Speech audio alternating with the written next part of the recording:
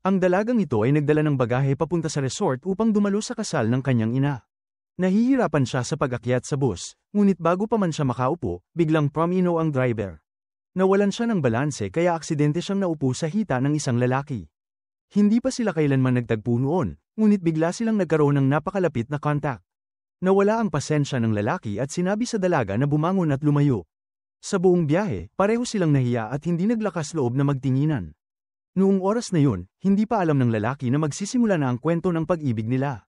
Ang pangalan ng lalaki ay si Cha Jin-guk, anak ng isang mayamang negosyante na mahilig magpakasaya at sumayaw sa malalaking bar. Mayaman ang kanyang pamilya at gwapo siya, kaya maraming babae ang humahabol sa kanya. Kahit itinuturing lamang niyang libangan ang mga relasyong yon, hindi pa rin niya lubusang maiwasang maimpluwensyahan ng mga ito. Nang araw na yon, pumunta siya sa bar gaya ng nakasanayan. Aksidente niyang nakilala ang isang kilalang babaeng artista. Nagkaroon sila ng isang masyadong malapit na sandali sa isang sulok. Hindi inaasahan, nakuhanan sila ng litrato ng paparazzi. Kinabukasan, kumalat ang balita sa lahat ng media. Nang marinig ng ama ni Jin-guk ang pangyayari, labis itong nagalit kaya nagpasya siyang ipadala si Jin-guk sa resort ng kanilang pamilya. Kinumpiska rin ng kanyang ama ang sasakyan niya. Dahil wala siyang magawa, isinama siya ng kanyang assistant sakay ng bus. Dito niya nakilala si Yu Mei, ang babaeng itinadhana para sa kanya. Dumating din si Yu Mei sa resort. Nang makita siya ng kanyang ina na nakasuot ng itim na damit, agad itong nagalit. Tumawag ang ina ng isang stylist upang ayusin siya. Nagpalit si Yu Mei ng isang magandang damit. Saglit lamang, nagmukha siyang isang napakakisig na dalaga. Gayunman, pakiramdam pa rin ng kanyang ina na may kulang, kaya ipinakuha nito sa mga staff ang tinatawag nilang mahiwagang sandata. Kahit tumutol si Yu Mei, ipinasok ng kanyang ina ang breast pad sa kanyang damit. Sa mga oras na yun, dumating na rin si Jin-guk sa hotel ng grupo upang magtrabaho bilang waiter. Dahil sanay siya sa marangyang pamumuhay, hindi niya kinakaya ang magtrabaho bilang janitor. Kaya ginamit niya ang dahilan na maghahatid siya ng cake upang makatakas. Ngunit aksidente niyang nabangga si Yu Mei na kasalukuyang naglalakad papalapit. Inabot niya ito upang hindi mabuwal. Ngunit hindi inaasahang nalaglag ang cake sa mukha ng dalaga. Sa gulat, pareho silang natamba sa sahig. Muli na namang nauwi sa isang maliit na trahedya ang kanilang pagkikita. Tinawagan niya nang may galit ang kanyang ina. Araw yun ang ikalawang kasal ng kanyang ina. Ngunit sa gitna ng seremonya, lumabas ang mga larawan ng kanyang ina noong artista pa ito sa adult films. Lubhang nagulat ang lahat sa pangyayaring yun. Nakaramdam ng matinding kahihiyan si Yu Mei. Naalala niya ang kanyang mapait na mga araw sa paaralan. Dahil sa espesyal na katayuan ng kanyang ina, madalas siyang pagtawanan ng kanyang mga kaklase. Pagbalik sa kasalukuyan, galit na umalis si Yu Mei sa kasiyahan. Samantala, sinermonan si Jin-guk ng manager ng hotel dahil sa pagkakabangga niya sa customer.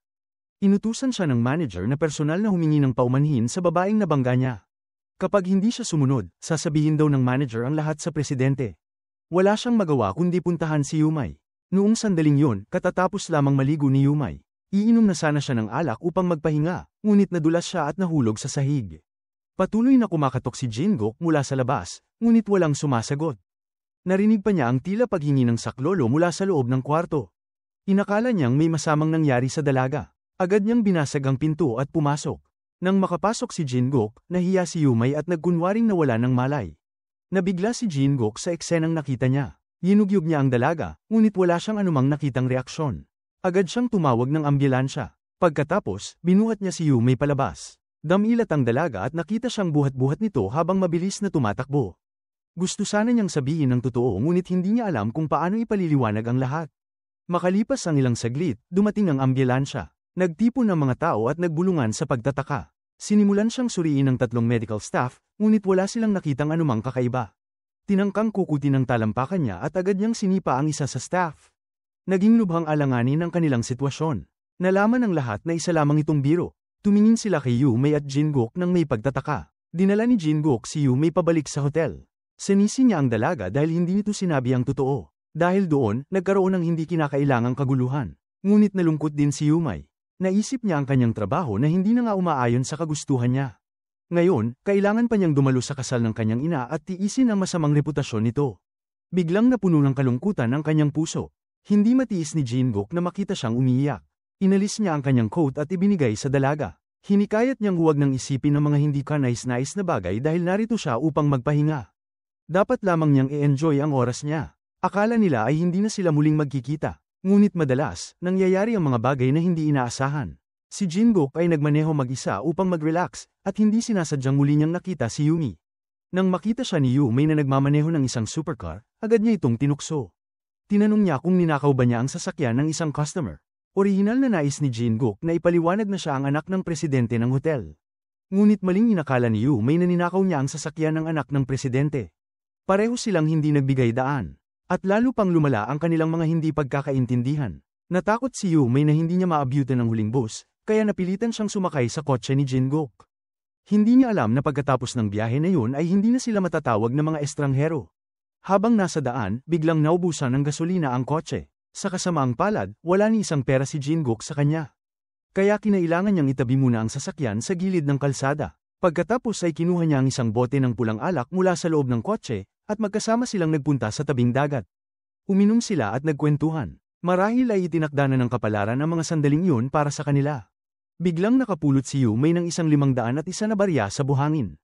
Ang kakaiba ay ginawa ito eksakto sa taon na siya ipinanganak.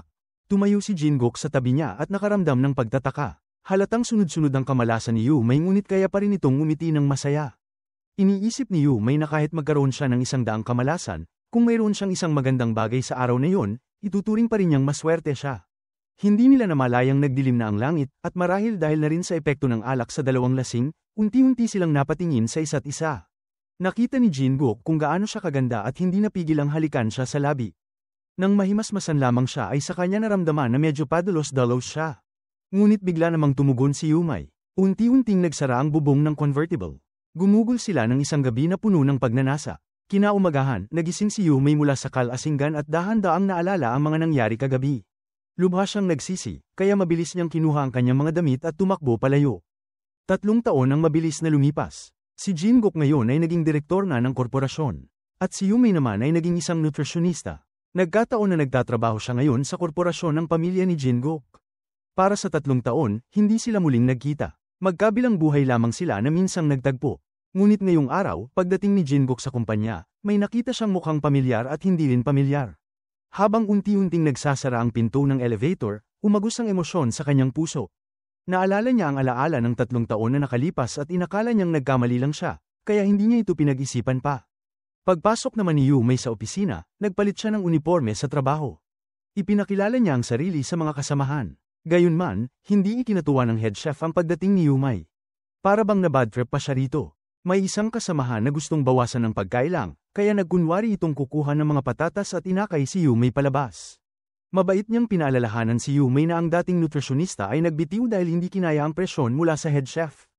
Bukod doon, napakahirap pakisamahan ng direktor ng kumpanyang ito. Kailangang sukatin ito ang oras ng meeting gamit ang orasan na ginagamit sa kusina.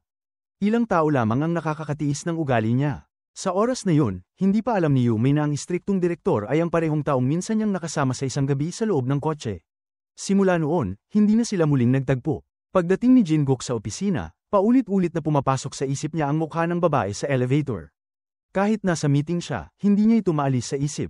Bigla siyang nahilo at tuluyang napahandusay sa kanyang upuan. Dahil madalas siyang hindi kumakain ng tama, nagsimulang magbigay ng babala ang kanyang katawan. Dahil nais ni Secretary Jiang Jiang na mabilis na gumaling si Jin-guk, tinakat niya itong magre-resign. Ayon kay Secretary Jiang Jiang, kailangan kumain si Jin-guk ng 3 tamang kain sa oras dahil ayaw niyang mawala ng isang mahalagang katulong. Wala siyang nagawa kundi sumunod. Pagkatapos, tinawag ni Secretary Jiang Jiang si nutritionista Yu Mei at tinanong siya kung maaari siyang maging in charge sa paghahanda ng 3 pagkain bawat araw para sa direktor. Sa simula, tumanggi si Yu Mei. Ngunit para mapanatili ang trabaho, pumayag siya ng may pag-aalinlangan. Hindi inaasahan, nakita ng head chef ang eksenang yun. Agad itong nagalit. Hindi rin maintindihan ng mga kasamahan kung bakit tinanggap ni Yu Mei ang ganoong kahirap na tungkulin. Pagkatapos nito, binigyan ng chef si Yu Mei ng sermon. Sinabi rin niya kay Yu Mei na huwag basta-basta nagpapasya ng mag-isa dahil lalo lang itong magdudulot ng problema sa kanilang lahat. Patuloy ang paliwanag ni Yu Mei ngunit hindi siya pinakinggan ng chef. Diretsyong inihayag ng chef na si Yu Mei mismo ang kailangang maghanda ng 3 pagkain para sa direktor. Sa unang araw niya sa trabaho, nakaranas agad si Yu Mei ng ganoong pangyayari. Labis siyang nawala ng pag-asa at hindi niya alam kung ano ang sasabihin. Gayunman, hindi niya alam na ang direktor ay ang itinadhana niyang pag-ibig. Sa oras na yun, natuklasan ni si Jin-guk na nagtatrabaho si Yu Mei sa kanyang kumpanya. Matagal pa rin siyang may sama ng loob dahil iniwan siya nitong hubot-hubad sa dalampasigan 3 taon na ang nakalipas. Dahil doon, naging paksa siya ng mga tsismis ng mga usisero at matatandang babae. Lubos siyang nahiya dahil sa nangyari. Maagang pumapasok si Yumei at gabi nang umuwi upang maghanda ng 3 pagkain para sa direktor. Ngunit ngayong araw, aksidenteng nakita ni Yumei na itinapon lamang ng babaeng sekretarya ang pagkaing maingat niyang inihanda para sa direktor. Galit niyang tinanong ang sekretarya. Hindi niya inasahan na nasaksihan ni Jin-guk ang eksenang yun. Sinabi ni Yumei na kung hindi kakainin ng direktor ang napakahalagang pagkain yun, hindi dapat niya itong itapon. Tinanong niya rin kung ano ba talaga ang nais nitong kainin. Dahil ayaw makita ni Jin-guk si Yumei, hindi siya lumapit at hinayaan niyang umalis ang dalaga. Saka lamang siya nakahinga ng maluwag. Kinabukasan, pumunta si Secretary Jiang Jiang kay Yumei at iniabot sa kanya ang isang menu. Sinabi niyang ito ang mga pagkaing gusto ng direktor. Inutos ng direktor na maghanda si Yumei ng masustansyang lunchbox ayon sa menu. Hindi lamang yun, sinabi rin ni Secretary Jiang Jiang na anuman ang mangyari, hindi maaaring pumasok si Yumei sa opisina ng direktor. Pagkatapos magsalita, inilabas niya ang isang business card mula sa kanyang bulsa. Nang makita ni Yumei ang pangalang nakasulat, labis siyang naguluhan. Sa mga sandaling yun, determinado si Jin-guk na maghayganti sa sama ng loob mula 3 taon na ang nakalipas, kaya ginamit niya ang kanyang posisyon bilang direktor upang pahirapan si Yumei. Simula noong araw na yun, hinanap niya ang bawat dahilan para pahirapan ang dalaga. Ni isang subo ng lunchbox ang hindi niya kinain. Sobrang abala na si Yumei buong araw, ngunit madalas pa siyang pagbantaan ng direktor. Ngayon, habang tinitingnan niya ang avatar ng direktor sa social media, pakiramdam niya ay nakita na niya ang taong yun noon. Biglang lumitaw sa isip niya ang larawan ni Jin-guk. Naisip niyang imposibleng mangyari ang ganoong pagkakataon, kaya hindi na niya ito masyadong inintindi. Bago pa man niya harapin ang problema sa direktor, kailangan muna niyang pagdaanan ang gulo sa cafeteria. Binatikos siya ng mga katrabaho dahil sa mga pagkaing niluluto niya. Nagpadala pa sila ng mga liham na walang lagda. Sinabi nilang wala ni isa mang ulam ang masarap kainin. Ang tanging pagkain daw niya ay itim na noodles na may pickled radish. May isang kasamahan pang nagsabi ng nakakaasar na tila masyadong maluwag ang trabaho ng isang nutritionist. Lalo siyang nawala ng gana nang marinig yun. Sa oras na yun, dumating si Secretary Jiang Jiang at ipinaalam kay Yumei na kailangan niyang gumawa muli ng lunchbox. Sunod-sunod na dagok ang dumating kaya lubos nang nadismaya si Yumei at pumunta sa kanyang matalik na kaibigan upang maglabas ng sama ng loob. Ngunit aksidente niyang naipadala ang mga reklamo sa direktor ng kumpanya. Nang maunawaan ni Yumei ang malaking pagkakamaling nagawa niya, dali-dali siyang pumunta sa opisina ng direktor. Pagkabukas niya ng pinto, mahina siyang yumuko at humingi ng paumanhin. Matagal nang hinihintay ni Jin-guk ang sandaling yun. Dahan-dahan siyang tumalikod at tumingin sa kanya. Lubos na nagulat si Yumei at natakpan niya ang kanyang bibig. Ang mukhang ito ay paulit-ulit nang lumilitaw sa isip niya sa loob ng 3 taon. Ngayon, muli itong nasa harapan niya. Hindi siya makapaniwala. Nagkunwari siyang kalmado, humingi ng paumanhin, at agad na tumalikod upang umalis. Hanggang matapos ang trabaho, hindi pa rin siya lubusang mapakali. Mula umpisa hanggang dulo, hindi niya matanggap na ang direktor ay ang lalaking nakilala niya 3 taon na ang nakalipas. Pagkalabas niya, nagkataon namang pababa ng sasakyan si Jin-guk. Nagmadaling tumakbo si Yumei upang umiwas, ngunit hinawakan siya nito. Sinabi niyang hindi siya nagbago kahit kaunti. Mas lalo raw siyang gumwapo. Hindi alam ni Yumei kung ano ang isasagot kahit napakaraming sagot ang nasa isip niya. Sa huli, sinabi na lamang niya na hindi niya ito kilala. Pagkasabi nito, bigla siyang nabulunan at napahikap. Nakita niyang unti-unti itong lumalapit. Dahil sa pagkalito, mas pinili niyang tumakbo. Pinanood siya ni Jin-guk habang nagmamadaling tumatakbo, sabay halo ng inis at amusement ang naramdaman niya. Pag-uwi niya, umupo siya sa sahig. Muling bumalik sa isip niya ang nangyari 3 taon na ang nakalipas. Noon lamang niya lubos na napagtanto na si Jin-guk ay hindi doorman ng hotel, kundi ang anak mismo ng chairman.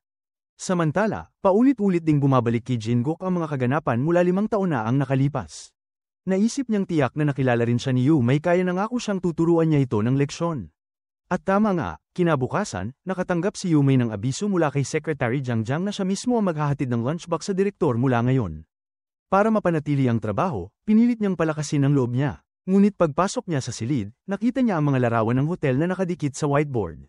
Nang makita niya ang larawan ng banyo, agad niyang naalala ang eksenang nadulas siya sa sahig 3 taon na ang nakalipas. Sinadya siyang tanungin ni Jin-guk kung may nakita siyang hindi dapat makita. Wala naman siyang masyadong pakialam. Ipinatong niya lamang ang lunchbox at nagmamadaling umalis. Hindi niya alam na magsisimula pa lamang ang relasyon nila ni Jin-guk. Kinabukasan, sinadya ni Jin-guk na gamitin ang sasakyang ginamit niya 3 taon na ang nakalipas. Dahan-dahan niyang idinaan ito sa harap ni Yumei upang kunin ang atensyon nito. Hindi lamang yun, nakahanap din siya ng bote ng red wine na kaparehong-kapareho ng ginamit nila noon. Maingat niya itong kinunan ng litrato at ipinadala sa dalaga. Sinabi rin niyang dapat tumugma ang hapunan ngayong gabi sa alak na yun. Para mapanatili ang kanyang trabaho, pumunta si Yumei sa opisina ni Jin-guk. Bigla namang tumugtog ang musika. Lubos niyang ikinagulo ang mga pangyayari. Nakita niyang inilabas ni Jin-guk ang bote ng red wine.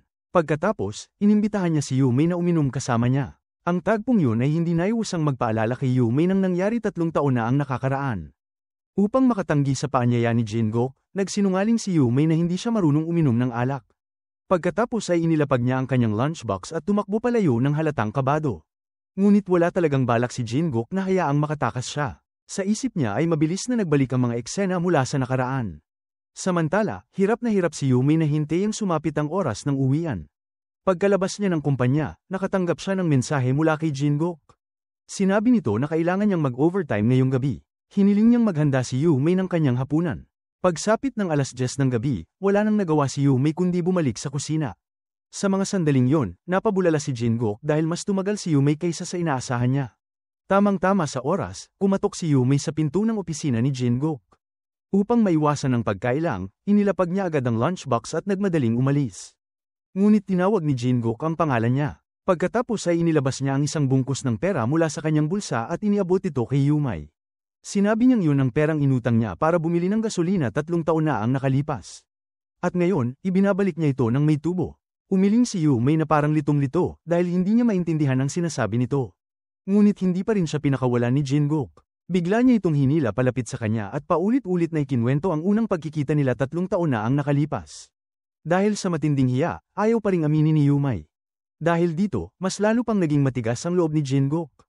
Idineklara niyang hindi niya ito pinagkakatiwalaan. Hindi niya rin daw mapagkatiwalaan ang mga pagkaing niluluto ni Yumei.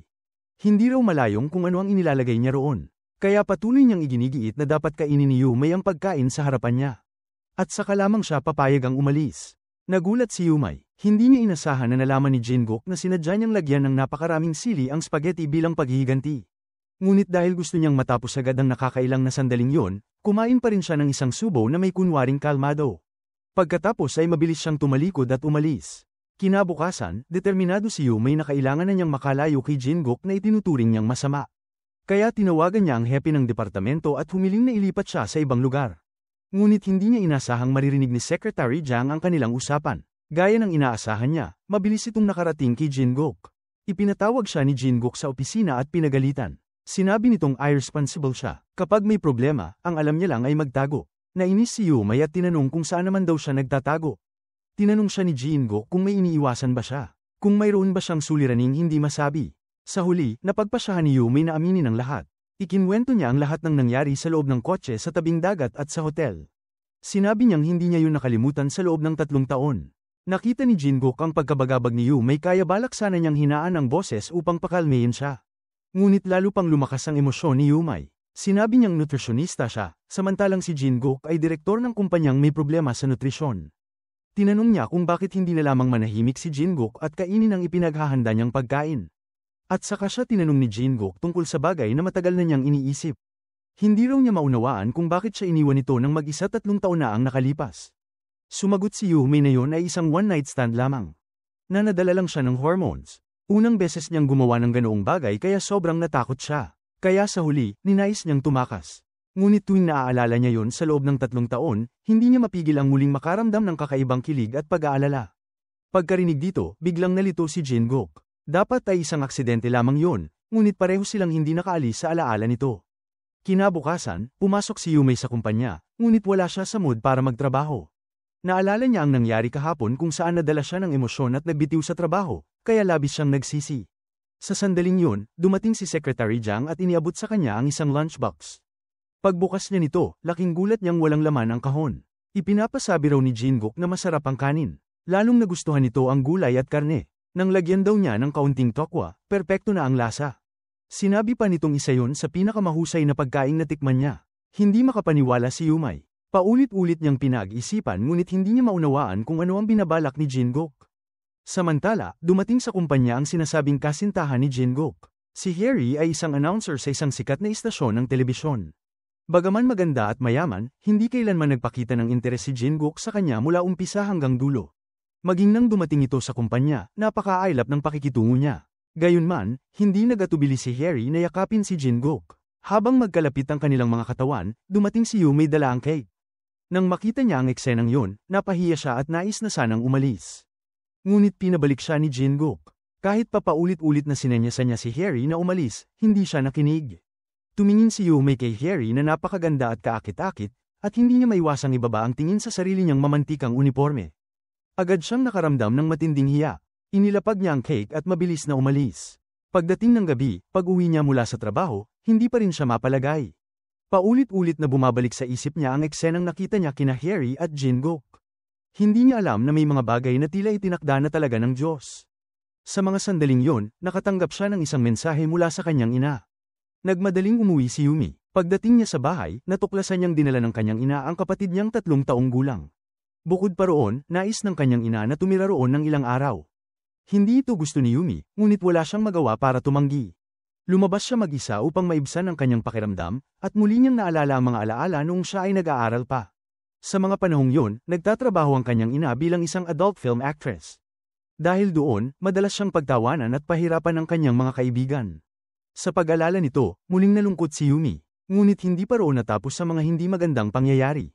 Kinabukasan, pagdating ni Yumi sa kumpanya, tinawag siya pabalik ni si Harry. Inabot ni Harry kay Yumi ang 2 kahon, kaya naguluhan siya. Pagdating niya sa kusina, noon lamang niya natuklasan na ang laman ng mga kahon ay mga sangkap na maingat na pinili ni Harry. Sinabi ni Harry na simula ngayon, kailangan gamitin ni Yumi ang mga sangkap na ito sa paghahanda ng lunchbox. Sinadya pa niyang sabihin na dapat alagaan ng mabuti ni Yumi si Jingo. Hindi lamang yon, bumili rin si Harry ng mamahaling set ng kubyertos at inutusan si Yumi na ito ang gamitin sa paghahanda ng pagkain ni Jingo araw-araw mula ngayon. Bukod pa roon, pagkatapos gawin ng lunchbox, kailangan kumuha si Yumi ng larawan at ipadala ito sa chat ni Harry. Nang makita ni Harry na hindi masaya si Yumi, sinabi niyang siya ang magiging asawa ni Jingo sa hinaharap. Biglang lumapit si Jingo, niyakap si Yumi, at sinabi na walang sino mang maaaring mang-api sa kanya. Pagkasabi nito, nanlaki ang mga mata ni Yumi sa gulat.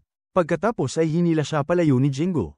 Galit na pinanood ni Harry ang paglisa nila. Mahigpit niyang pinisil ang kanyang mga kamao at nangakong pahihiyain niya si Yumi balang araw. Sa mga oras na yon, dinala ni Jingo si Yumi sa isang restaurant. Tinanong siya ni Yumi kung bakit nila kailangang pumunta roon. Ngunit sinabi lamang niya na pag-isipan niya ito. Bakit nga ba ang pinakamasabing tao sa kumpanya tulad niya ay magdadala sa kanya roon sa oras ng trabaho?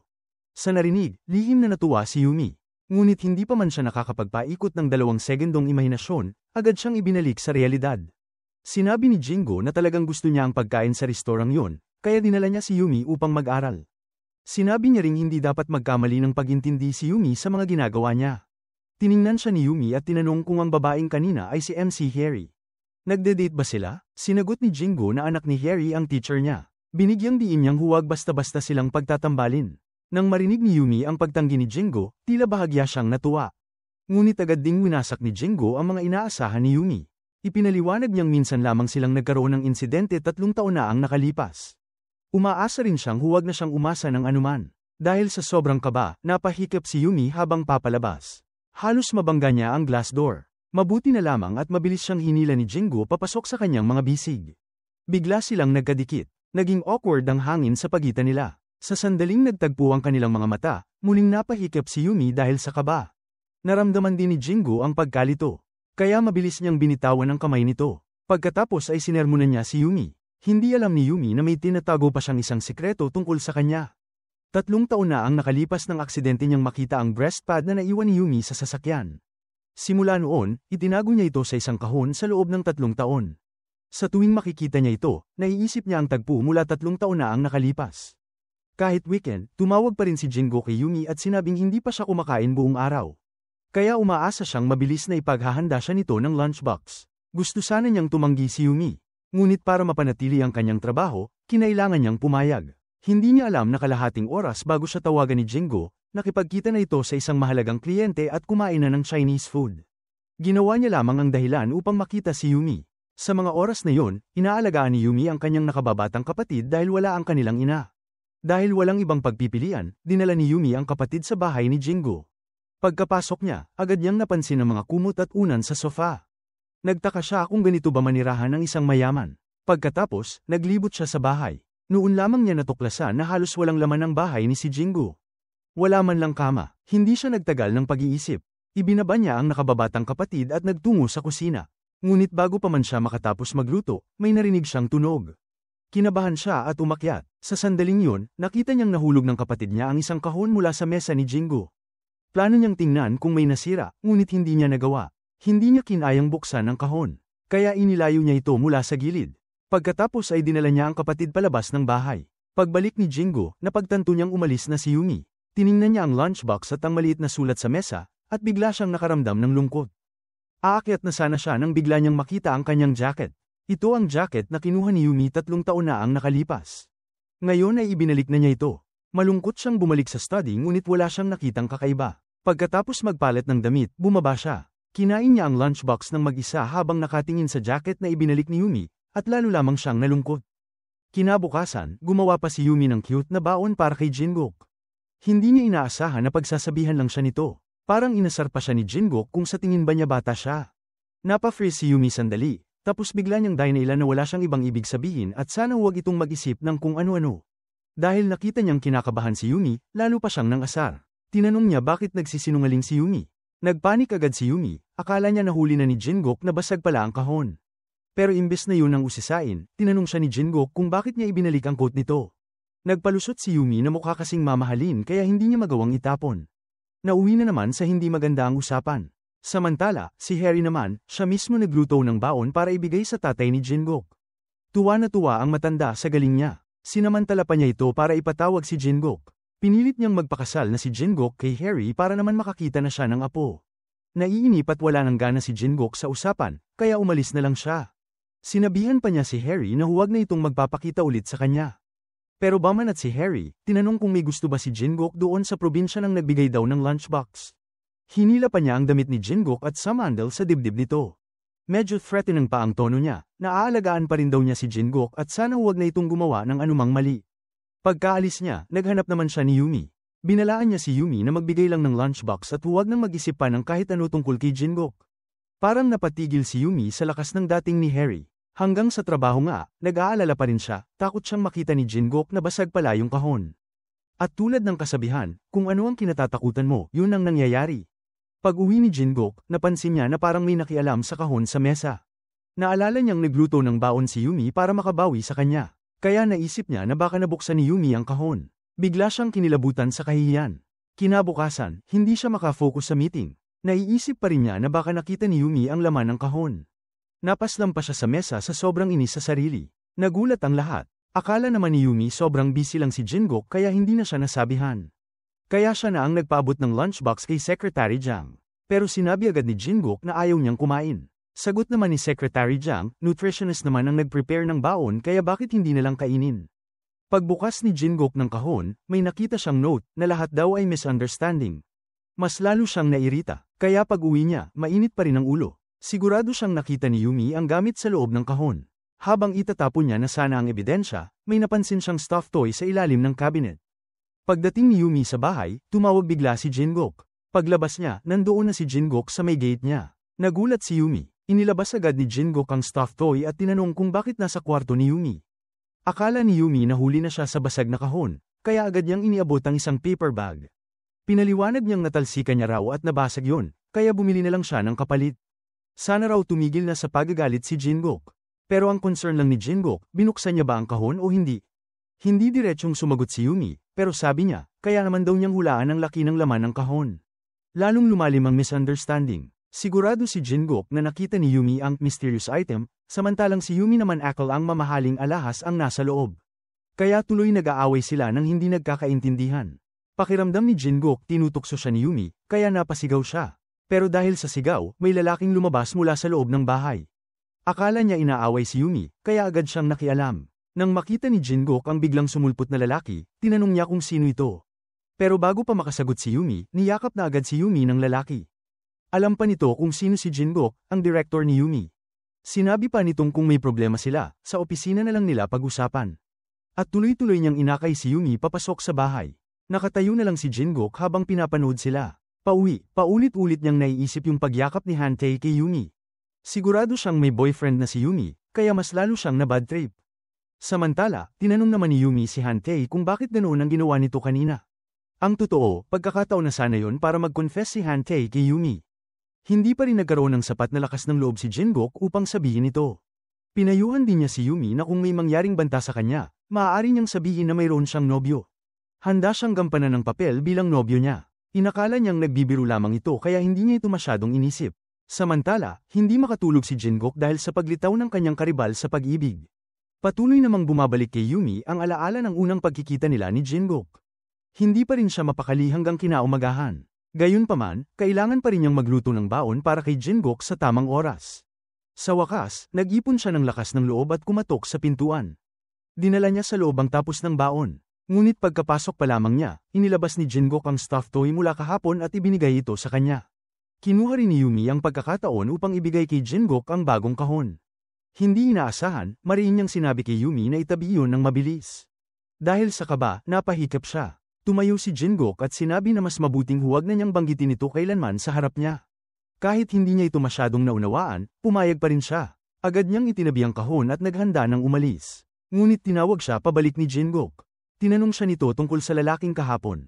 Naalala ni Yumi ang bili ni Han-tae kaya hindi siya sumagot ng diretso at sinabi lamang na pribadong bagay iyon. Wala siyang karapatang tanungin iyon. Ngunit mas lalo pang naging mapangahas si Jingok. Binatikos niya si Yumi dahil hindi raw ito marunong pumili ng lalaki. Sa unang tingin pa lamang, halata raw na siga ang lalaking iyon. Ipinagtanggol ni Yumi si Han-tae. Sinabi niyang gwapo ito, dagdag pa, masipag ito, may pinag-aralan, at magalang. Binigyang diin din niya na lubos itong naiiba kumpara sa isang taong puro itsura lamang ang meron. Pagkarinig nito, agad na nagselos si Jingok. Nang umalis si Yumi, hindi pa rin siya tumigil sa pagsasalita. Galit niyang tiningnan ang baon na ibinigay sa kanya at patuloy na bumubulong ng reklamo.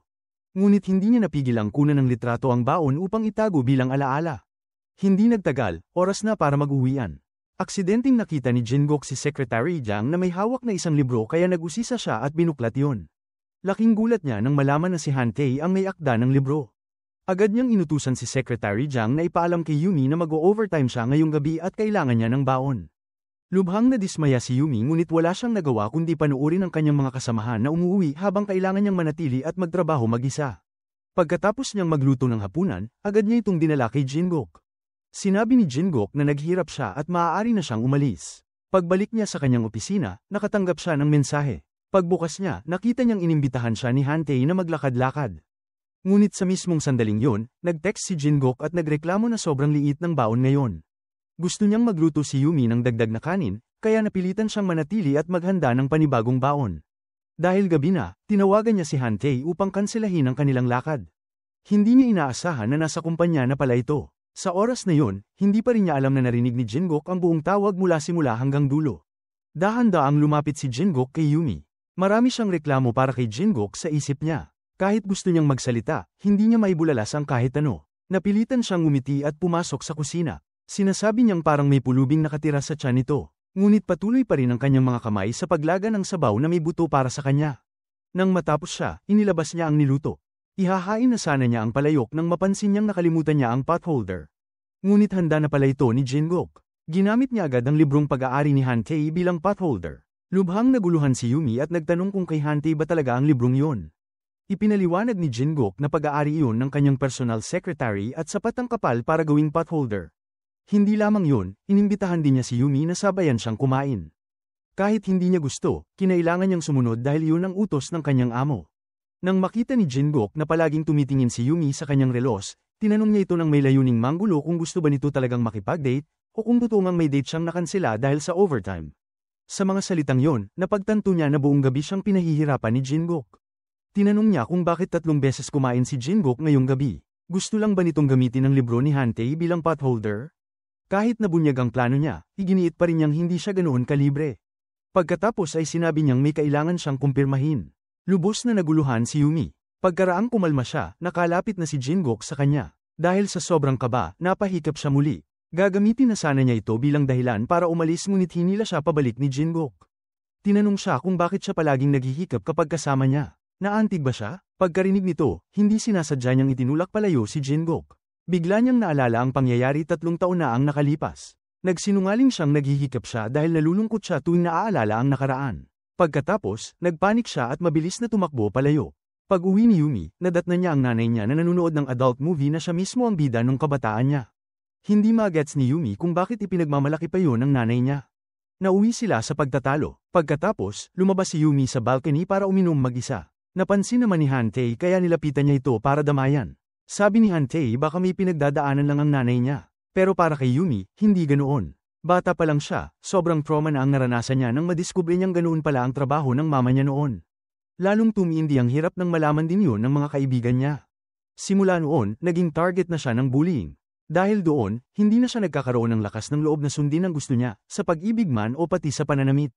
Kung hindi dahil sa kasal ng nanay niya, hindi sana nangyari yung eskandalo sa kotse nila ni Jingok. Naiisip niya yun kaya sobrang nagsisisi siya. Reklamo siya ng reklamo kay Hantei tungkol sa mga nangyari. Akala ni Hantei lasing na si Yumi kaya puro walang kwenta ang pinagsasabi. Hindi na niya masyadong inintindi. Samantala, kakauwi lang din ni Jingok galing trabaho. Naalala niya yung sinabi ni Yumi na hinihikap siya dahil gusto niyang kalimutan ang nakaraan.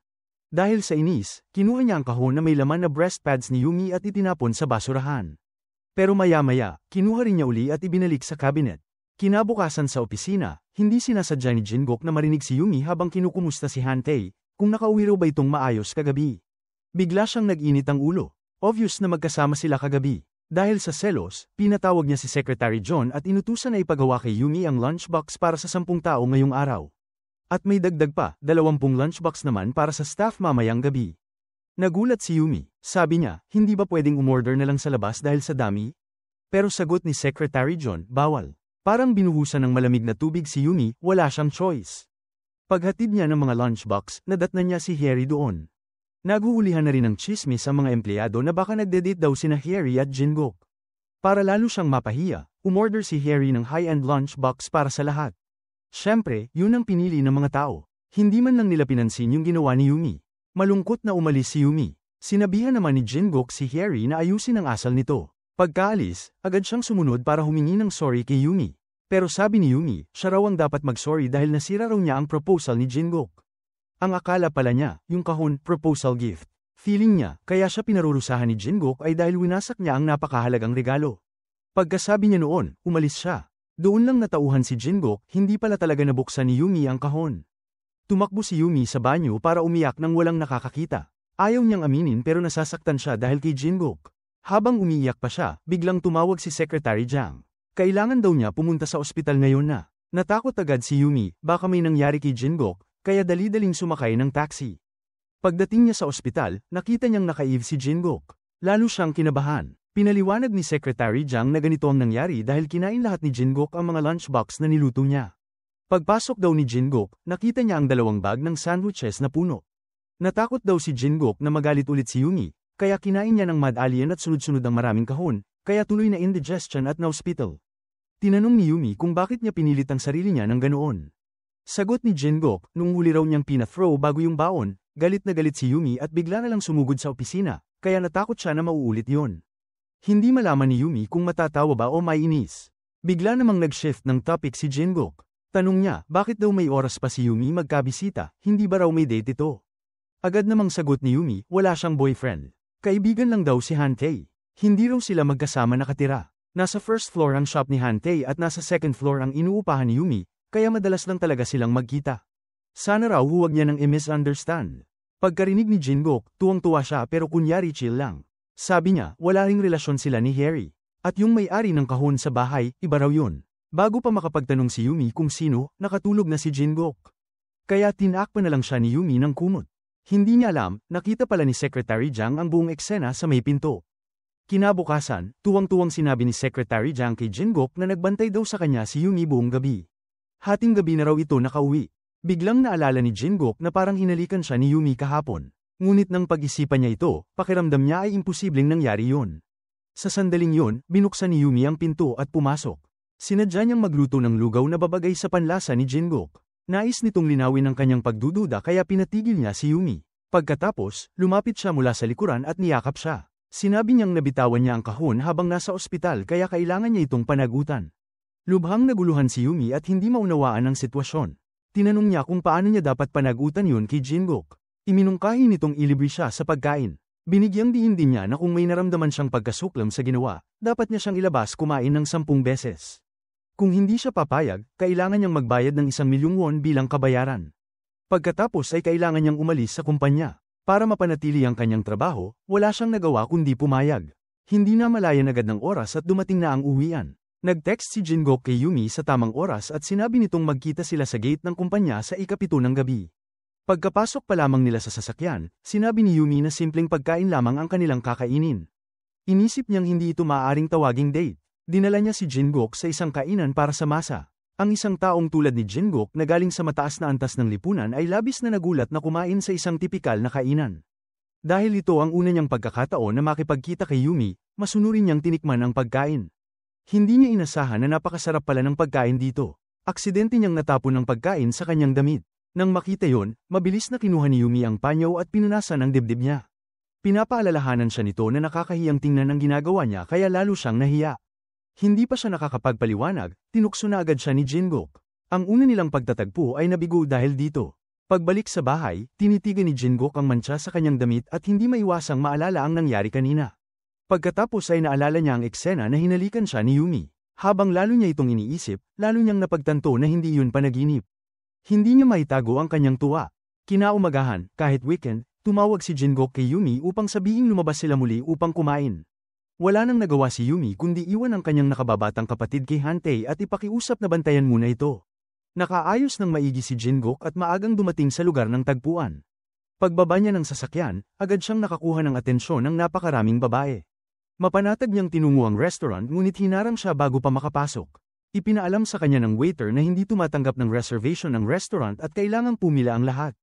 Hindi pa siya nakakaranas na tratuhin ng ganoon kaya nagalit siya at inilabas ang kanyang business card.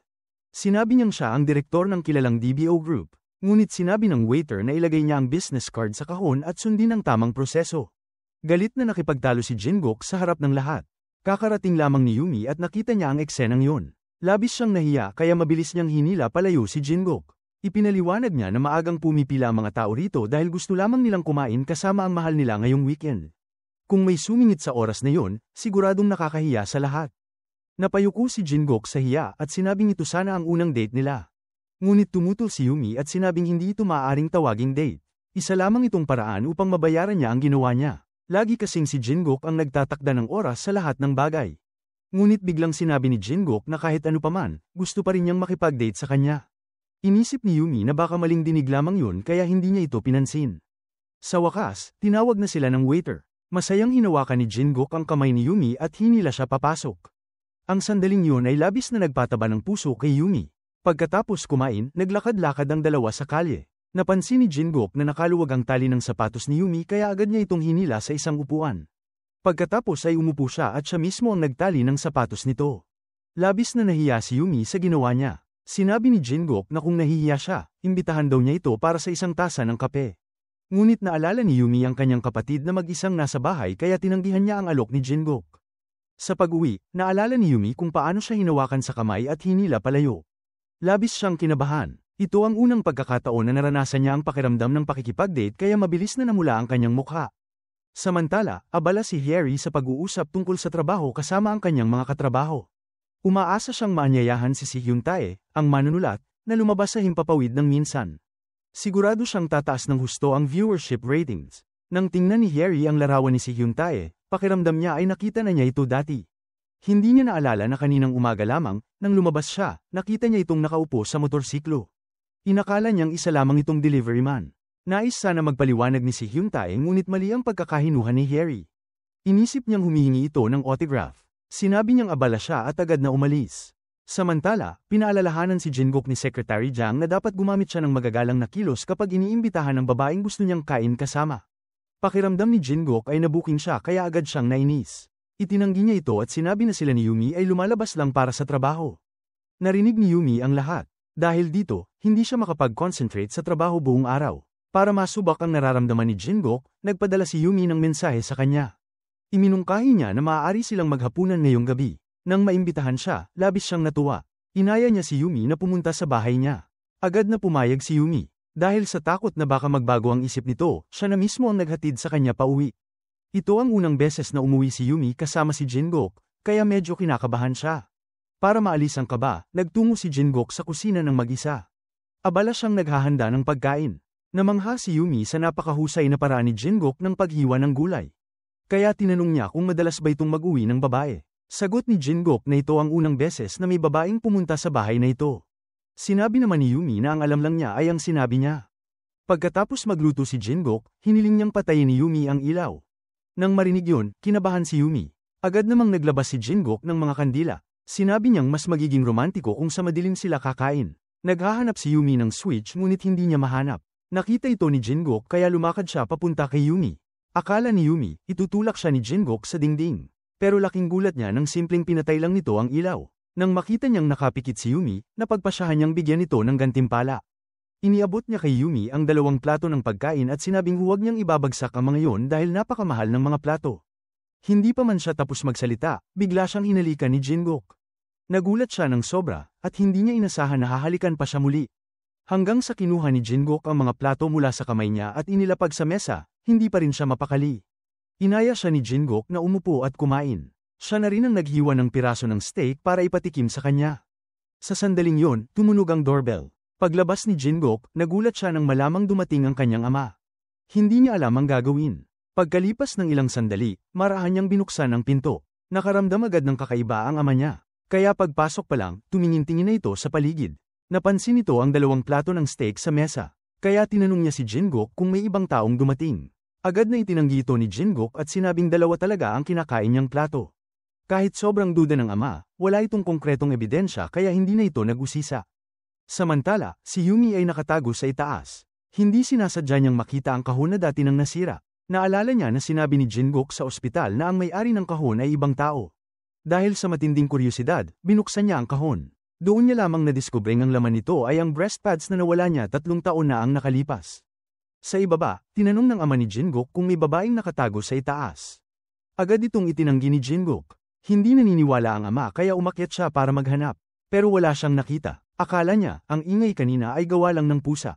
Kaya hindi na siya nagtanong pa. Pagkaalis ng ama, mabilis na umakyat si Jingok. Narinig niya ang tunog ng pinto ng cabinet.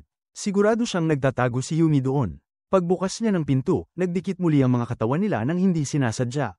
Kaya lalo pang kinabahan si Yumi. Nagmamadali siyang humanap ng dahilan para makaalis sa bahay ni Jingok. Pagkalabas, nagbalik sa isip niya ang nangyari 3 taon na ang nakalilipas. Noon, dahil sa sobrang takot, nagtatakbo siyang sumakay ng taxi. Sa loob ng sasakyan, noon lamang niya napansing nawawala ang isa niyang breast pad. Lumalabas na itinago pala yun ni Jingok sa isang kahon sa loob ng maraming taon. Sa sandaling ito, halo-halo ang nararamdaman ni Yumi. Samantala, iniisip ng chairman ang kakaibang kilos ng anak niya kahapon. Habang tumatagal, lalo itong nagtataka. Kaya iniutos niya kay Secretary John na lihim na sundan si Jingok. Para mas mapalapit sa babaeng gusto niya, ginawa ni Jingok si Yumi na personal niyang nutritionist. Pati sa business trip, isinama niya ito kapag kinakailangan.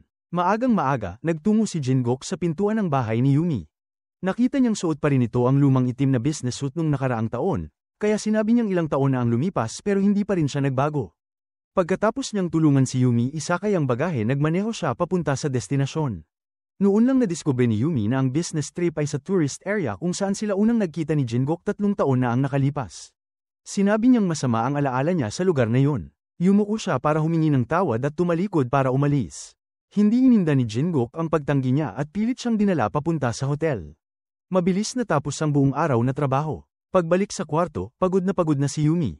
Ngunit sa sandaling yon, tumunog ang doorbell. Pagbukas niya ng pinto, wala siyang nadatna na kahit sino sa hallway. Nang tumingin siya sa sahig, may isang mamahaling kahon ng regalo roon. Nang buksan niya ito, nakita niya ang isang pares ng sapatos at isang napakagandang vestide sa loob. Mayroon ding isang tala mula kay Jingok sa tabi nito. Sinabi niya roon na magbihis na siya dahil gusto niyang muling makita ang babaeng nasa alaala niya. Pagkatapos ay isinuot ni Yumi ang vestide at lumabas. Naghihintay din si Jingok sa lugar ng kanilang tagpuan. Nang makita niya ang kagandahan ng ayos ni Yumi, agad siyang naakit. Sa sandaling yon, pakiramdam niya ay silang dalawa na lamang ang naroon sa buong restaurant. Dahan-daang lumakad si Yumi papunta kay Jingok. Hindi inaasahan, muntik siyang mabangga ng isang waiter. Muli siyang sinalo ni Jingok, gaya nung unang pagkikita nila. Nagtagpo agad ang kanilang mga mata. Napahikbi si Yumi sa kaba at mabilis na kumawala mula sa mga bisig ni Jingok. Kahit nasa alang-enang sitwasyon siya, hindi nakalimutang biruin siya ni Jingok. Sinabi niya kung mas gusto ba ni Yumi ang nakasandal sa kanya kaysa sa pag-inom ng pulang alak. Naramdaman ni Yumi ang pagkainis at nais sanang tumutol. Sa sandaling yon, lumapit ang hotel manager at ang waiter. Ipinahayag nila ang kanilang paghingi ng paumanhin sa nangyari kay Yumi. Bukod dito, sinadya pa niyang bigyan si Yumi ng isang bote ng pulang alak. Pagkatapos ay tiningnan nila si Jingok nang may kahulugan. Bago sila umalis, binati nila ang dalawa ng magandang oras. Pagkaalis ng manager, mabilis na inagaw ni Jingok ang bote ng alak. Sinabi niyang nais niya itong itago para kay Yumi dahil baka mabasag na naman. Iginiit ni Yumi na ibinigay iyon ng manager sa kanya kaya siya ang dapat mag-ingat nito. Nagpatuloy sila sa pag-agawan sa bote. Sa kainaitan ng pangyayari, aksidenteng napadikit si Yumi sa dibdib ni Jingok. Muli siyang nalito dahil sa nangyari. Ang alaala ng nangyari 3 taon na ang nakalipas sa tabing dagat ay hindi pa rin malimutan ni Jingok. Sa tuwing nakikita niya ang kahon na yun, hindi niya maiwasang sariwain ang nakaraan. Gayunpaman, hindi pa rin niya alam na ni Yumi ang lihim na nasa kahon. Natapos niya agad ang kanyang gawain sa resort, at dinala niya si Yumi sa swimming pool. Sinabi niyang dapat silang mag-relax ng maayos ngayong araw. Sa ilalim ng swimming pool, iniabot ni Jingok ang kanyang kamay at sinabi kay Yumi na hilahin siya pataas. Hindi inaasahan, nang maabot na ni Yumi ang kanyang kamay, bigla niya itong hinila papasok sa tubig. Nagulat siya at mabilis na pinalo ang balikat nito habang sinasabing pakawalan siya. Pagkatapos ay lumangoy siya papunta sa gilid upang umalis. Ngunit nang lumingon siya, nakita niyang nakahigang walang kilos si Jingok sa tubig. Inakala niya noong una na nang-aasar lamang ito. Ngunit bigla niyang naalala ang sinabi nitong tila naninikip ang binti nito kanina. Kaya naisip niyang baka totoong nasa panganib si Jingok. Agad siyang humingi ng tulong. Habang sinusuri ng mga staff kung may seryoso bang nangyari, palihim na sinenyasan sila ni Jingok na umalis. Nagkunwari silang tatawag pa ng karagdagang tulong. Nanatiling mag-isa si Yumi, litong-lito at hindi alam kung ano ang gagawin sa lalaking nagkukunwaring walang malay. Sa akal ang malapit na itong mamatay, sinabi niya na hindi niya kailanman pinagsisihan ang nangyari noong gabing yon. Hindi pa rin gumalaw si Jingok. Lalo pang natarante si Yumi. Sinabi niya na nakita niya ang breast pad sa kahon. Dahil sa sinabi ni Yumi, napabangon si Jingok. Noon lamang napagtanto ni Yumi na lahat ng naganap ay isang palabas. Agad na kinuha ni Jingok ang kahon at ibinalik kay Yumi. Sinabi niya na ibinabalik niya lamang ito sa tunay na may-ari. Tinukso ni Yumi si Jingok at sinabing isa siyang manyak. Ngunit sagot niya, kung hindi raw naiwan yun noong araw na yun, malamang ay hindi niya maaalala ang mga alaala mula noon. Lubos na naantig si Yumi sa sinabi niyang yun. Nang hindi ito nakatingin, hinalikan niya ito sa pisngi. Pagkatapos ay hinalikan niya ulit ito. Ngunit sa pagkakataong yun, bigla siyang niyakap at hinalikan ni Jingok. Pagkatapos noon, magkahawak kamay silang bumalik sa break room. Ayaw pa sana nilang maghiwalay. Nang lumingon si Yumi upang isara ang kanyang pinto, biglang itinulak ni Jingok ang pinto. Sinubukan niyang mag-isip ng tanong upang patagilan ang kanilang pag-uusap. Ngunit ang naitanong niya ay kung ano ang kahulugan ng mga letrang M at H sa breast pad. Hindi alam ni Yumi kung paano ito ipaliliwanag kaya nahihiyang isinara ang pinto. Ngunit pinigilan siya ni Jingok at niyaya siyang kumain sa labas. Matatag siyang nagpaalam ng good night. Narinig niya ang maingay na tunog mula sa labas ng pintuan ni Jingok at biglang nakaramdam siya ng matamis na kilig. Sa oras ding yun, nalaman na rin ng president ng kumpanya ang komplikadong relasyon ng kanyang anak at ni Yumi. Hindi niya ito diretsyong tinanong, ngunit palihim niyang sinuri ang kalagayan ng pamilya ni Yumi. Pagdating ni Yumi sa kumpanya, nagpadala siya ng mensahe kay Jingok upang tanungin kung lalabas ba ito para mananghalian. Ngunit maikli lamang ang natanggap niyang tugon. Agad niya itong tinukso sa pamamagitan ng isa pang mensahe. Sinabi niya na kaarawan ng kanyang aso ngayong gabi kaya marahil ay hindi sila magkikita. Naisip ni Jingok kung talo ba siya ng isang aso. Pagkatapos ay dumating si Hyun Tae sa kumpanya upang sunduin si Yumi pagkatapos ng trabaho. Ngunit hindi inaasahan ni Jingok na makikita niya ito pag-uwi mula sa trabaho. Bigla niyang naalala ang sinabi ni Yumi tungkol sa pagdiriwang ng kaarawan ng aso. Habang nasa training si Yumi, si Jingok naman ay biglang may naramdaman na kakaiba. Sa supermarket, nag-grocery si Yumi kasama si Hyun Tae para sa mga ihahanda nilang pagkain. Pagkatapos noon, nag-celebrate sila ng birthday ng nakababata niyang kapatid sa bahay. Pero hindi niya in-expect na biglang darating si Jingok. May dala pa itong malaking bag ng dog food. Doon lang na-realize ng mama ni Yumi na yung kakarating lang ay manager pala ng anak niya. Tinanong pa niya kung inimbita ba niya ito, pero mabilis na sumabat si Jingok na narinig daw niyang may birthday party kaya pumunta siya.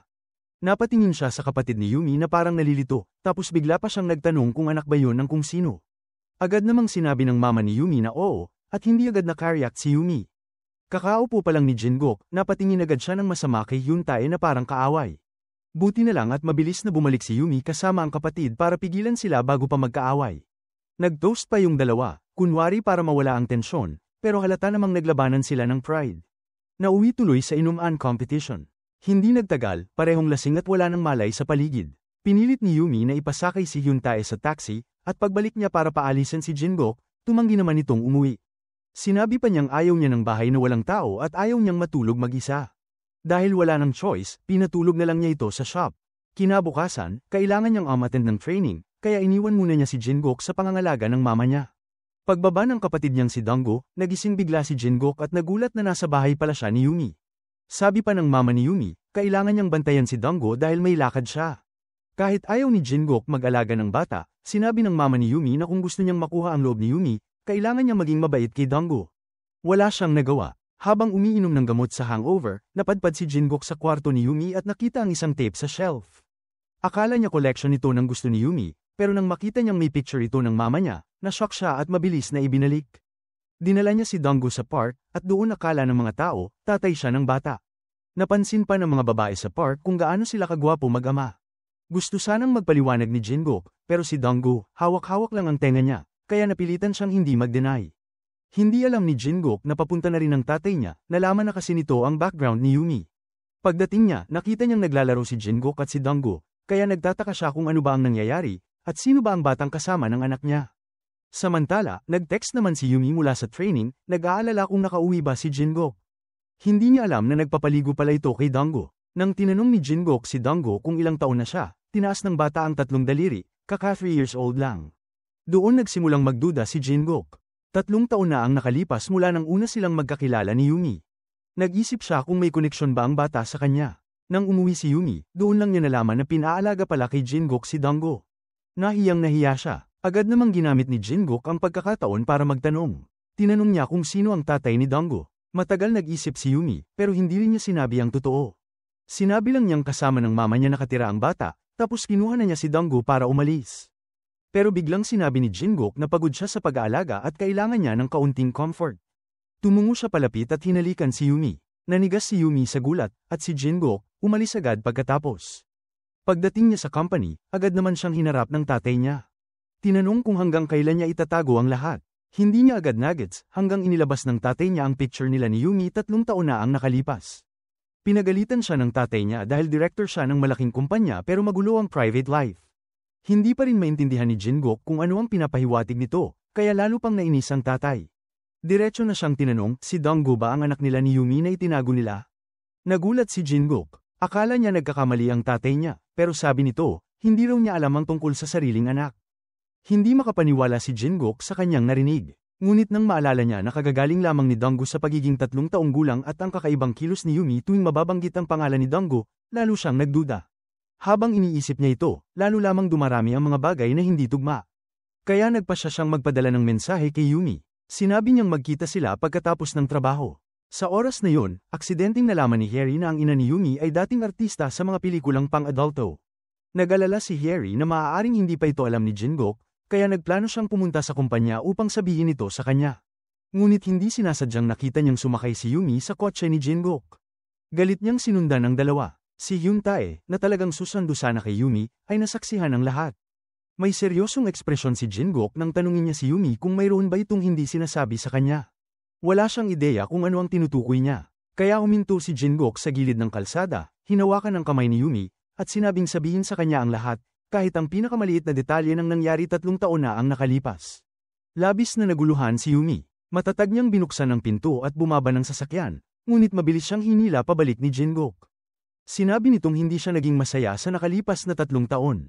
Dahil noong panahong yon, pinili ni Yumi na umalis nang hindi nagsasabi ng kahit ano.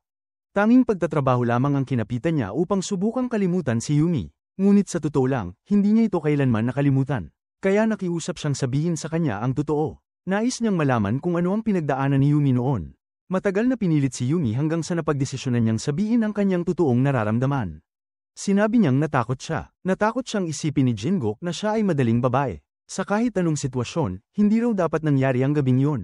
Sa buong buhay niya, ang tanging lalaking nagawa niya yon ay si Jingkook. Marahang niyakap ni Jingkook si Yumi. Nasaksihan ni Harry ang tagpong yun. Nais sana niyang lumapit upang sirain ang sandaling yun, ngunit biglang hinila siya ni Hyun Tae. Tinanong niya kung ano ang balak nito. Sinabi ni Hyun Tae na kung lalapit siya ngayon, mapapahiya lamang siya. Sinabihan ni Harry si Hyun Tae na huwag magpanggap na tagapagdala ng katarungan. Ang lalaking yun ay ang taong matagal na niyang nagugustuhan. Pagkasabi nito, umalis si Harry sakay ng kanyang sasakyan. Nanatili si Hyun Tae sa lugar ng matagal, ngunit hindi pa rin niya mapatahan ang sarili. Kinabukasan, pumunta si Yumi sa kumpanya at nagkataong napadaan sa isang silid. Dahil sa pag-usisa, sumilip siya roon. Noon lamang niya nalaman na si Jingok pala si Ben, na naghahanda ng isang bagong opisina para sa kanya. Agad na humanga ang kanyang mga kasamahan kay Yumi. Para sa kanila, napakaganda ng traito para sa isang nutritionist. Ngunit sinabi ng isang babaeng katrabaho na yun ay dahil asawa raw niya ang direktor. Pagkatapos ng paghuhuntahan, umalis ang lahat ng kasamahan niya. Si Yumi lamang ang naiwan, nakatulala at naguguluhan. Hindi nagtagal, nagpadala ng mensahe si Jingok at sinabing dalhin niya si Donggo sa darating na weekend. Naglakad-lakad silang tatlo sa parke na parang isang masayang pamilya. Kahit sa pagkain, sinadya pa ng waiter na imungkahi ang pagkain para sa pamilya. Kahit hindi alam ni Yumi kung bakit kakaiba ang kilos ni Jingok, nang makita niyang masayang-masaya si Donggo, hindi na niya ito iniisip pa. Pagkatapos ay nakita niya kung paano inaalagaan ni Jingok si Donggo. Biglang nakaramdam ng selos si Yumi. Sinabi niya kagad na parang extra lamang siya roon. Natawa si Jingok at agad itong pinakalma. Sinabi niyang napagpasyahan na niya ang lahat. Mula ngayon, hindi na niya iiwan si Yumi na mag-isa. Nang gabing yun, sinamahan ni Jingok sina Yumi at Donggo pauwi. Kasabay nito, nagdala rin siya ng pangpamilyang kasuotan na siya mismo ang nagdisenyo. Sinabi rin niya na kung may oras si Yumi sa susunod na weekend, maaari niyang dalhin si Donggo sa bahay niya upang maglaro. Sinabi ni Yumi na hindi niya inasahang mahilig si Jingok sa mga bata. Ipinaliwanag niya na hindi naman siya mahilig sa mga bata, ngunit si Donggo ay isang espesyal na kaso. Dahil ang batang yon ay kamag-anak ni Yumi. Nang marinig ito, nakaramdam ng init at ginhawa si Yumi. Pagkatapos ay sinabi ni Jingok kay Secretary Jiang na posible raw na magkaroon sila ni Yumi ng anak. Labis itong ikinagulat ni Secretary Jiang. Tinanong niya si Jingok kung ano ang balak nito. Kalma namang tugon ni Jingok na matapos ang kasalukuyang proyekto, kakausapin niya ng seryoso ang kanyang ama. Hindi niya kailanman naisip ang pag-aasawa noon. Ngunit kung si Yumi ang taong yon, handa siyang magsikap. Sa oras na yon, iniisip ni Yumi ang lahat ng nangyayari kamakailan. Pakiramdam niya ay hindi ito totoo. Maingat siyang pinaalalahanan ni Hyuntae na kung sasamahan niya si Jingok, kailangan nilang pagdaanan ang maraming balakid mula sa ibang tao. Pagkatapos, naalala ni Yumi ang sinabi ni Jingok noong araw. Nagpasya siyang sundin ang kanyang puso. Bagamat medyo nalungkot si Hyuntae, nagpasya pa rin siyang suportahan at basbasan si Yumi. Nang gabing yon, lumabas si Yumi upang magtapon ng basura. Sa hindi inaasahang pagkakataon, nadatnan niya si Harry na lasing at nakaupo sa gilid ng kalsada. Nang makita ni Harry ang kanyang karibal sa pag-ibig, agad niyang sinigawan si Yumi. Tinawag pa niya itong anak ng isang artista sa pelikulang pang-adulto. Hindi maintindihan ni Harry kung bakit napakawalang hiya ni Yumi upang makisama sa lalaking kasing buti ni Jingok. Sinabi pa niya na dahil kay Yumi, wasak na ang kanyang buhay. Akala rin niya ay ginagamit lamang ni Yumi ang kaunting pagkagusto ni Jingok upang damaykit dito. Gusto ni Harry na umasa kay Jingok para sa mas maayos na buhay. Sinabi pa niya na nakakahiya raw na nakatira silang magkasama ni Yumi dito sa Korea. Umaasa si Harry na maintindihan siya ni Yumi at kusa na lang itong mawala sa eksena. Bawat salitang sinabi ni Harry ay tumatama kay Yumi na puno ng luha ang mga mata niya. Pero hindi pa rin tumigil si Harry. Pagkatapos, bumaba siya para puntahan si Jingok sa bahay nito. May halong pang-aasar niyang sinabi na yung relasyon nila ni Yumi ay one-night stand lang. Habang siya, 10 taon siyang naghintay. Lahat ng ginawa niyang tapat na effort, hindi raw kasing halaga ng isang gabi ni Yumi. Pero ngayon, hindi na nanahimik si Jingok. Sinabi niya na dahil sa gabing yon, nagbago ang buong buhay niya. Para sa kanya, si Yumi ang pinakamalakas na babaeng nakilala niya. Pagkasabi noon, pumasok na siya sa bahay, iniwan si Harry sa bakuran na nakabulagta at umiiyak. Kinabukasan, pumunta ng palihim ang ama ni Jingok sa bahay ni Yumi. Pag walang nakatingin, pumasok siya sa tindahan. Nang makita niya si Donggo, agad niya itong nakilala. Tiningnan niyang mabuti ang paligid, at dahil walang tao, lumapit siya para hilahin ang buhok ni Donggo, para makakuha ng sample. Nahuli naman siya agad ng mama ni Yumi. Galit na galit itong nagtanong kung ano ang ginagawa niya at bakit siya nang hahawak ng bata. Pilit nitong ipinagpipilitan na kamag-anak daw siya ni Donggo, kaya lalo pang uminit ang ulo ng mama ni Yumi, tinanong kung sino ba talaga siya. Hindi sumagot ang chairman at iginiit na kailangan niyang kumuha ng ilang hibla ng buhok. Dahil sa sobrang kapal ng mukha nito, napasigaw na ang mama ni Yumi. Narinig yun ni Yumi kaya nagmamadali siyang bumaba. Doon lang niya nalaman na dumating ang chairman. Pagkatapos, sinabi nitong gusto lang niyang malaman kung anak nga ba ni Jingok si Donggo. Bago pa makapagsalita si Yumi, dumating si Jingok na halatang sobrang nag-aalala. Tinanong niya ang tatay niya kung bakit ito pumunta roon. Sagot naman ng ama niya, masyado raw itong mabagal kumilos kaya siya na mismo ang umaksyon. Hindi naintindihan ni Yumi ang nangyayari kaya tinanong niya si Jingok. Nauutal na sinabi nitong matagal na niyang alam ang mga hinala. Biglang nagsalita ang mama ni Yumi at sinabing anak niya si Donggo, kaya bakit nila inaabala ang bata? Nagulat sina Jingok at ang tatay niya. Doon lang nila na-realize na mali pala ang lahat ng iniisip nila. Upang makasiguro, hinila ni Jingok si Yumi sa tabi para makapag-usap silang dalawa.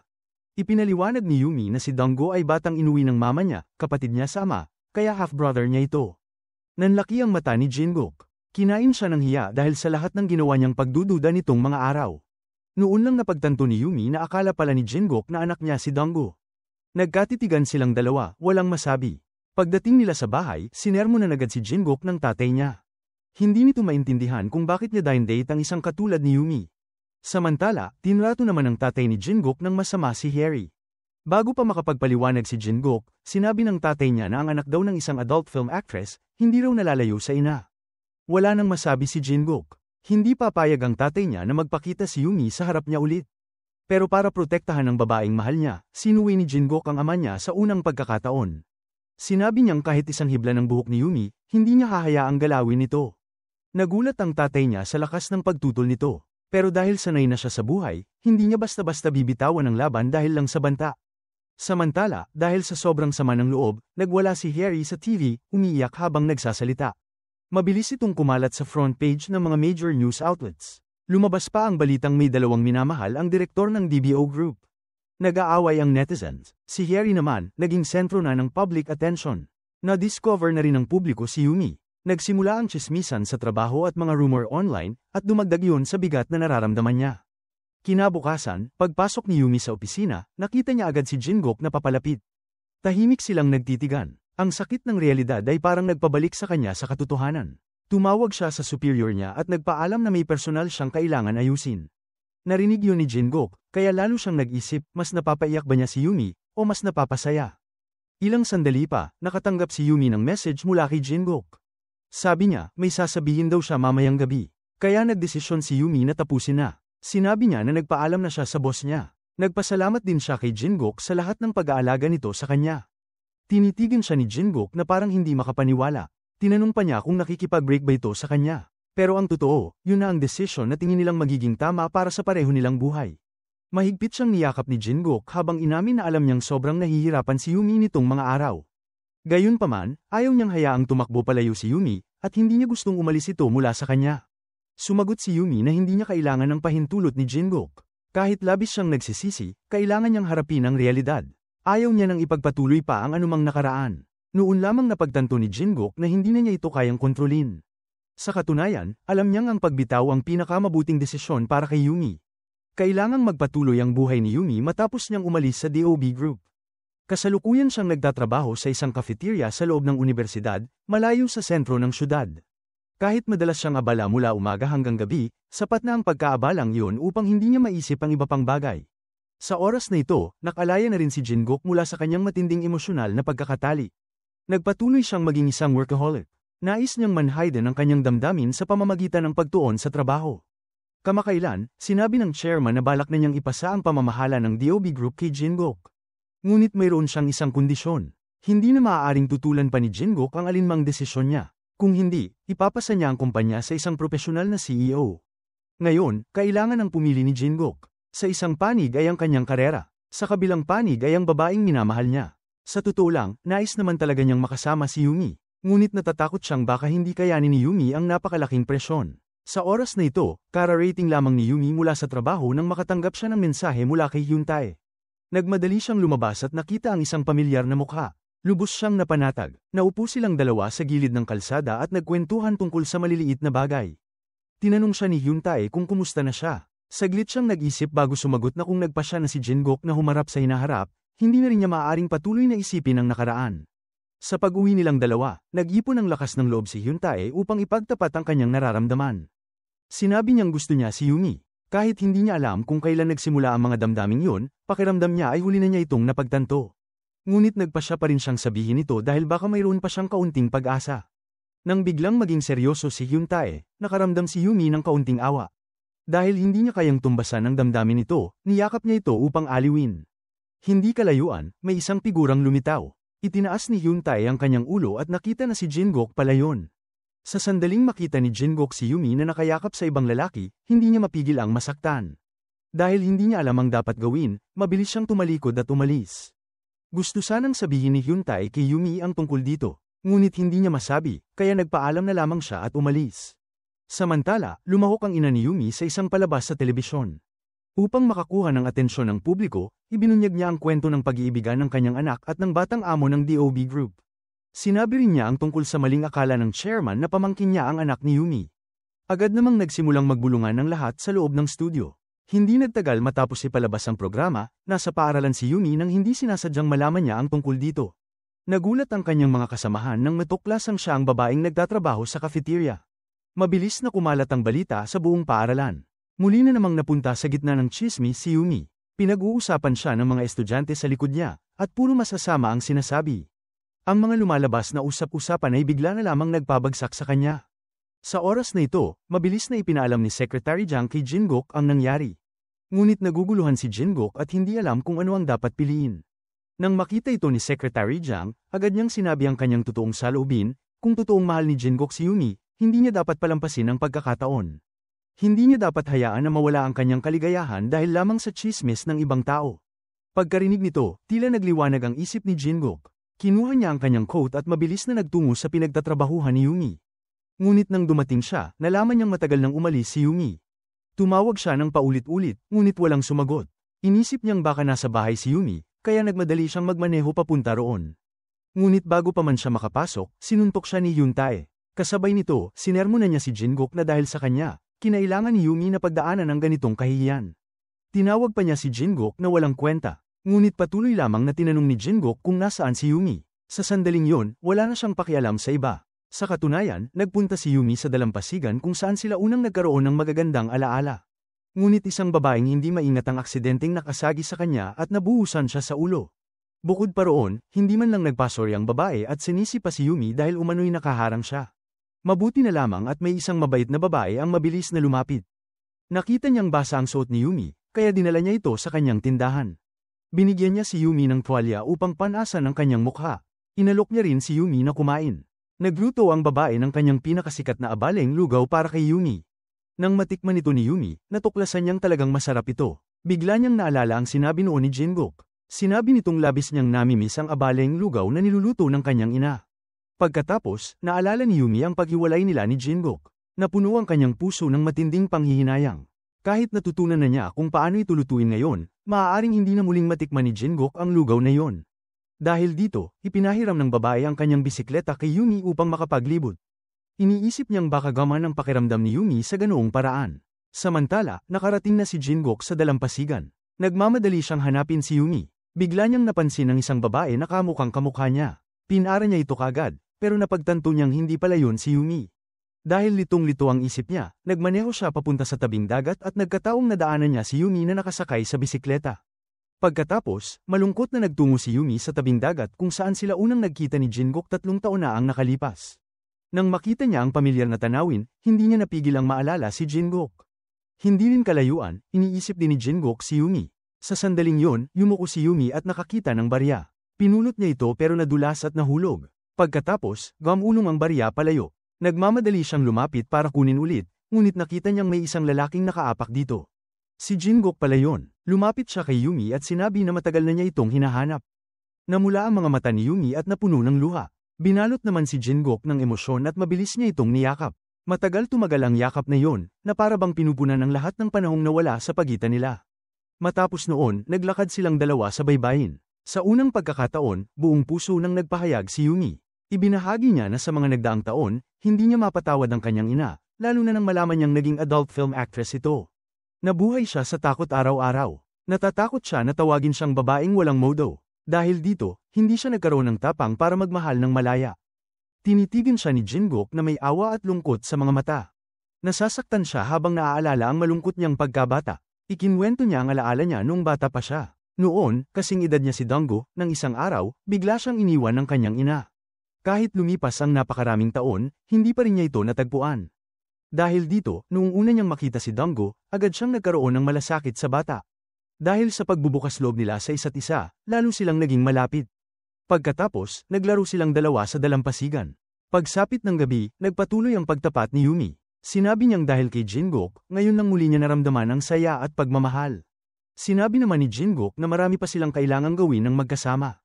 Ipinangako niyang hindi niya kailanman bibitawan si Yumi. Pagkasabi noon, marahan niyang hinalikan si Yumi. Naalala ni Yumi ang lahat ng magaganda nilang alaala at hindi niya kayang makaalis. Pero nang maalala niya ang babala ng chairman, napagtanto niyang galing sila sa magkaibang mundo. 3 taon man ang lumipas o ngayon, hindi nagbago ang katotohanan yon. Para kay Yumi, panahon na para magising mula sa panaginip. Mahinahon niyang hinalikan si Jingok at umalis nang hindi lumilingon. Habang naglalakad, hindi niya mapigil ang maiyak ng husto. Kinaumagahan, nang magising si Jingok, napansin niyang wala na si Yumi sa upuang katabi niya. Umalis na naman ito, kagaya noong 3 taon na ang nakalipas. Noon, hindi niya alam ang pangalan ni Yumi o kahit anumang impormasyon tungkol sa kanya. Pero nakapaghintay pa rin siya ng 3 taon para lang muling makita ito. Kaya ngayon, mas determinado siya. Kahit 3 taon o 30 taon pa ang lumipas, mananatili siyang naghihintay. Para kapag handa na si Yumi, palagi siyang nandoon. Pagkatapos, nagmaneho si Jingok papunta sa lugar ng kanyang ina. Lumabas na matagal na pala siyang bumibisita roon sa mga nakaraang taon, pero hindi niya makuha ang lakas ng loob para pumasok. Ngayon, para walang pagsisisihan, nagdesisyon siyang umarap sa kanya. Kahit sobrang tagal na nilang hindi nagkita, agad pa rin siyang nakilala ng kanyang ina.